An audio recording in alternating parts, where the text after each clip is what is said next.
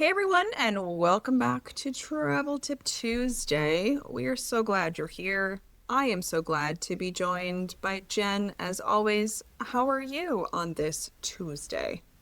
I am doing well. How about you? I am good. Thank you for asking. So, today we thought we would chat about the new EES or entry exit requirement for Europe, more specifically the Schengen area that began in October of 2025 and expects to be fully implemented by April of 2026. So, just to kick things off, like what is the entry exit requirement? So, it is a digital border control system for non EU citizens for the Schengen area, which consists of 29 countries. And it isn't something you do in advance. This happens upon arrival and departure once you're in or leaving participating countries. It is for short stays, up to 90 days in a 180-day period. That's all you're allowed to stay in the Schengen area. It can be confusing because in the last quarter of 2026, the ETIAS is expected to start. So many E's, so little So many. time. So the ETIAS will be a pre-authorization for visa-exempt tourists entering the Schengen area, but as of this recording, that is not a requirement yet. Mhm. So back to the EES, which has just begun. What do you need to know? So essentially at the border of participating countries, if you are not a citizen, you will need to queue and get your biometric data collected, including facial scanning and fingerprints. And unfortunately, it will replace passport stamps, which people have long enjoyed collecting. I think a question that really came to mind for me is, will I need to submit my data in this way every time I enter the Schengen area? So essentially, your data will be valid for 3 years, and once your information is on file, border guards will use it to validate your identity each time you enter and exit. So your exits and entry will still be recorded via this process, but typically your data won't need to be collected again until after each 3 year period has expired.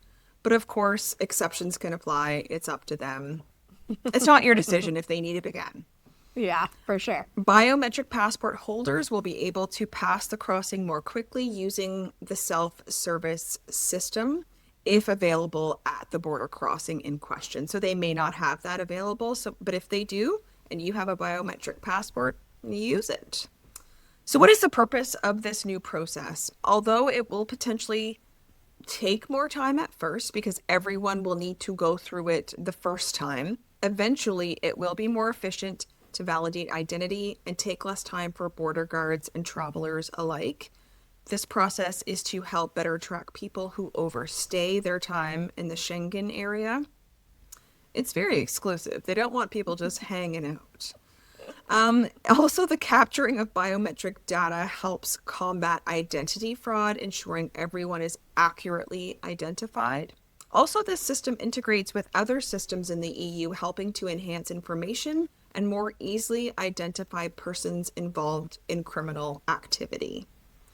So, Jen, what are your thoughts on this new system and having your data gathered with no more passport stamps? So I have a biometric passport, which is also called an e-passport, just in case anyone out there is confused about what that is. All new passports in Canada are e-passports. Hopefully that make things easier. That's the idea. I've long accepted that traveling means handing over my personal details, and I'm fine with that. That's just a world I'm fine living in. The passport stamps make me a little bit sad, but I actually don't remember the last time I got my passport stamps. Really? Like, I don't, they haven't stamped it going to the US the last, No, like, they never several times I've oh, gone. even by plane. Even by Oh, plane. No, no, no. I haven't had my passport stamp flying to the US in years. okay. So yeah, I don't know. It makes me sad, but like I'm all for shorter and safer border crossing. So like whatever we need to do to get there, I'm into it. It is good to know that we don't have to do anything like in advance of the trip yet. but we'll definitely make sure to update you, the listener, when the ETIAS starts next year, just so we're all on the same page.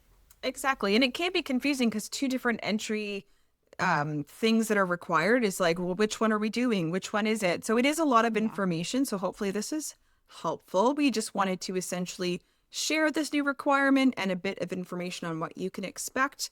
And that's it for this week's Travel Tip Tuesday. So as always, we wish you safe travels, and you can find us and follow us on social media at Travel Mug Podcast, on our website at travelmugpodcast.com, where we have more detailed information on our episodes and a catalog as well.